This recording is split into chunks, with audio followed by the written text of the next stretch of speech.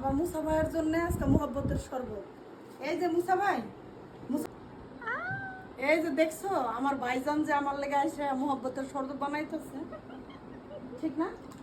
কে বানাচ্ছে? মুসা। এখন আমি আইসটা দিয়ে দিব, একটু বড় আইস। পানি পানি না মুসা ভাই, এই দেখো এই যে আইস। এটা কিন্তু অনেক মজা। খাবা তুমি?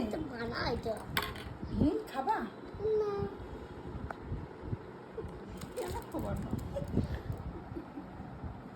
মুসা ভাই আমার মানিজ্য শেষ। আমি তোমার লেগে মহব্বতের শরবত বানাইছি, তুমি বলো যে দেখো দেখো